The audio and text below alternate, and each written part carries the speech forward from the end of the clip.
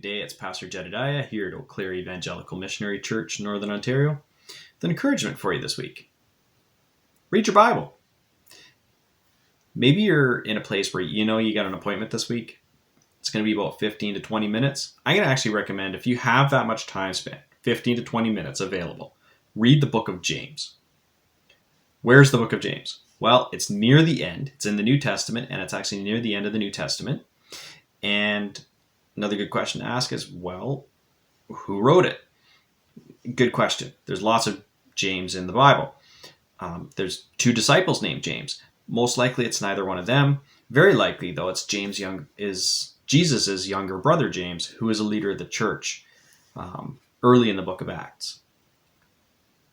But the message of the book of James is the important part. The message is how to practically live out the Christian life. And so we're going to read a brief passage of it. But I want to encourage you some point this week, take the 15, 20 minutes and read the book of James. Because as you'll see, even from the passage I'm reading, there's lots of great encouragements, good advice, and it really puts it down to, it's not about just thinking, it's not about just listening, it's about doing what God has for us to do. James chapter 1, starting in verse 19. Remember this, my dear brothers. Everyone must be quick to listen, but slow to speak, and slow to become angry. Boy, there's some times where I wish I had listened to this one before I opened my mouth. Man's anger does not achieve God's righteous purpose, so get rid of every filthy habit and all wicked conduct. Submit to God, and accept the word that he plants in your hearts, which is able to save you. Do not deceive yourselves by just listening to his word. Instead, put it into practice. Whoever listens to the word but does not put it into practice is like a man who looks in a mirror and sees himself as he is. He takes a good look at himself and then goes away and at once forgets what he looks like.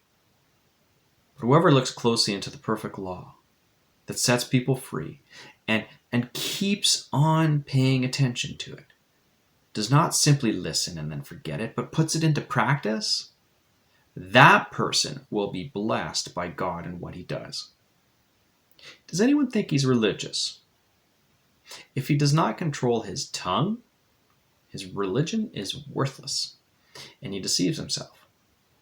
What God the Father considers to be pure and genuine religion is this: to take care of widows and orphans in their suffering, and to keep oneself from being corrupted in the world.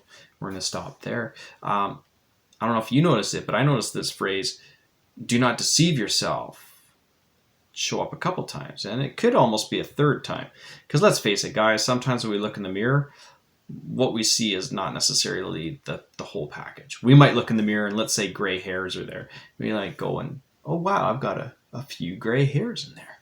Look how distinguished I am. And you saw yourself as you are, but then as you're walking away, all you're hearing is, look how distinguished I am. Ladies, I know some ladies, when they look in and they see the gray hair, they go, oh my, there's a gray hair there.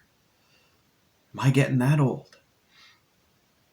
And they walk away with a negative self-image. I know it's a bit of a generalization, but there actually have been studies done, and this does happen to us. We can look in a mirror and most of us will pick up a positive self-image or a negative one, and we actually forget who we really are. The same thing happens when we listen to the Bible. God's talking to us. We're like, oh, that is great stuff. But we don't put it into practice. We're deceiving ourselves. There are some times that I wonder, and I've heard other preachers say this, I have enough truth. I don't need any more because I still have to put into practice what I've already learned. Perhaps it's not time for another Bible study.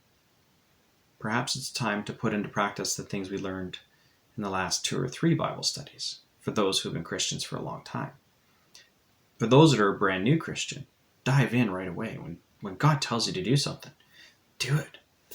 That's what Jesus was like. The Father told him to do all kinds of things. Sometimes it was a little bit, we would look at it and go, really? That's what you're going to do?